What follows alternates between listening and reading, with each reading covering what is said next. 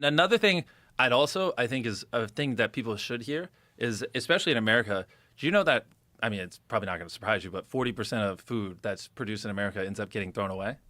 I have heard that. Yeah, and so a lot of what we've been doing is working with nonprofits and setting up essentially like, so many stores and restaurants just throw away perfectly good food, or like they'll have things like if something's like within a week of being expired, they just toss it out because whatever. But it's like it's perfectly edible. There's literally nothing wrong with the food. And instead of like buying food and taking and storing and distributing it, just taking food that would have been thrown away but is perfectly fine and perfectly healthy, and just figuring out how in a couple of days to just get it to food drives or people in need.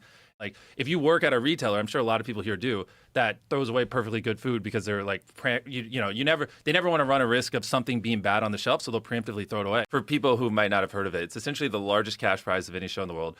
Season 1, we had the most contestants of any show in the world, and the largest sets of any show ever to exist. And I was just like, what if you take like a reality show, but you just ramp everything up to the absolute maximum? And like season 1, we gave away $22 million just in one season, right? And some of the biggest game shows in the world right now give away $250,000. Like we're giving away $2 million every episode. And so also, holy shit. My whole thesis behind it with this is, when you watch these, game shows or reality shows, there's a lot of takeaways, and like after the show, they'll put people in a room and they'll be like, hey, talk about what happened here. And it's like intercut. And I was like, well, what if we just have 1,000 cameras and we just let people be themselves and we kind of just show it in real time?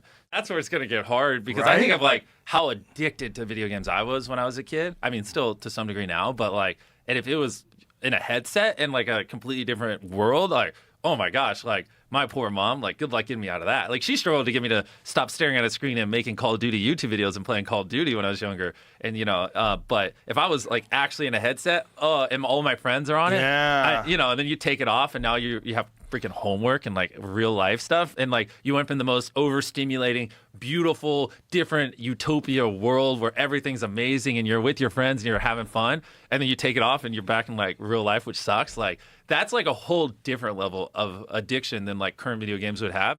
The amount of money and time and effort involved in this is like above and beyond what most people are willing to do. Yep. And it's way more than a traditional television network would ever do, because a traditional television network would look at the upside. They would look at the money and they would go, we're going to spend X amount of money to make it this much better, but if we just take it down a couple of notches, we save 80%.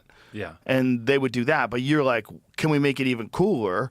Let's put all the money back into the show. Because almost all the time, like we filmed in the pyramids, and I spent 100 hours living in the pyramids of Egypt. It was fucking awesome. And, for years, everyone's like, they're not going to let you, live in the pyramids for a couple of days. Like, that's crazy. And I'm like, well, why not? Like, did you get a no from the leader of Egypt?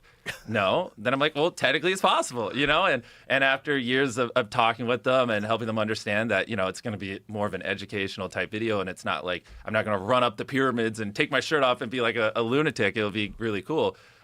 Eventually they came around to it and they loved the video, and it worked really well. And it's literally like I could go anywhere in the pyramids for 100 hours. I went all the way up to the top of the middle pyramid. We went underneath it. It was really cool. And I like tell my team, it's like, even some of my most veteran people, when we get these crazy ideas, their default reaction always is to go, I just don't think it's possible. And I go, look, it is.